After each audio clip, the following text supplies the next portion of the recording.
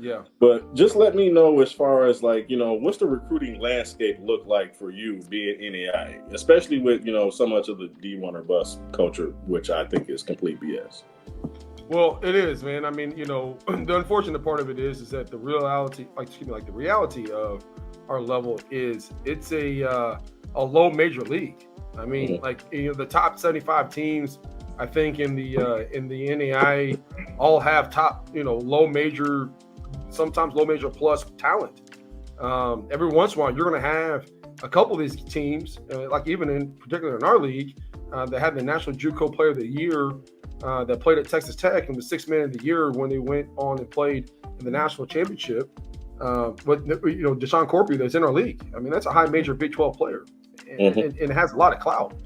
And so there's a lot of talent that is Division One esque in this league. And the way the portal is now, not everybody, unfortunately, I think the portal is kind of getting out of control, but the portal is actually showing its face of what is actually the power of it's going to end up doing is it's allowing us lower level guys, for instance, FAU, San Diego State, at that level to be able to have a chance. And even for us, I mean, we've been blessed to be able to play some Division Ones and Division Twos, top 25, and be in the games with them. And really possibly could have won those games, if there wasn't a few things that kind of went one way or another. I mean, just recently we had SEMO, Southeast Missouri State. We had them up or down 20 at one point. Mhm. Where I used to coach at with Cinco Boone, that I was blessed to have that opportunity down there. We went down there and went 12 in the country, and we took him over to a 3-point game. Now he was not the happiest customer with me at the time, but I mean, like we felt like we was pretty talented, and we had some good size to us. I mean, our front line was 7 foot, 285, and we went 369s, 168, and a fleet of 6'4s. I mean, we was huge and big and beefy and skilled, and we had a lot of Division Two and Division One bounce back guys. I mean, and I mean that's kind of what it is. I mean, the experience level of our level is massive because we don't have it's kind of like Division Two. We don't have a age requirement. I mean, really, I mean, you could be in the league and have a 26-year-old man be in there playing, and that's where the high school guy sometimes struggles. Is I was just having this conversation the other day with a high school kid that was on visit, and I said, you could be a high school kid and start as a freshman at 15, and that's usually because you went through puberty at an early age, allowing you to have the testosterone to do that, right? Mhm. Some of us hit that, some of us hit it later. But really, 15 to 18 is a big gap because of testosterone. But if you hit it early, there's not a big gap in that part.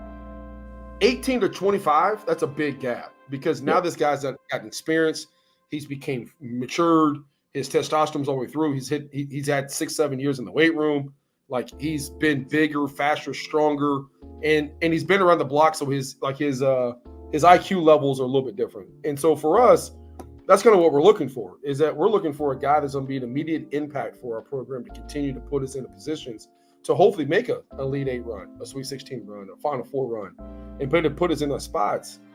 We don't play an easy schedule, and the teams that we play last year, I think we played 8 teams in the top 25 and 9 teams in the national tournament.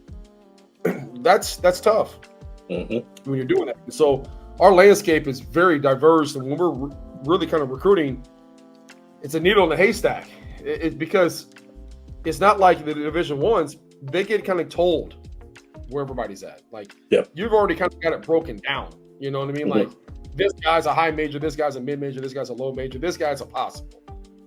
Well, I'm trying to figure out which guys we're going to pass, which guys have not been seen yet, which guys is playing on a mom and pop team, what guy from the EYBL might go, but then get passed on because he's went too high, and now he's a bounce back guy. So I'm trying to create a future recruiting relationship with this kid. Yep. Then I'm going through the portal and trying to shift through which ones are, now the new rule in this 4-2-4 transfer, the 4-4-4 transfer rule of not getting the ability to be able to cast a waiver to go back. So you're really recruiting the whole country and abroad and trying to find it with limited resources. And so it makes our job hard, but it also it's kind of it's intriguing because you got to learn a new trait that you might not learn at a different level. You know, you got to learn a lot at our level. So, gone. Yeah. I got it. We on the move. We on the move.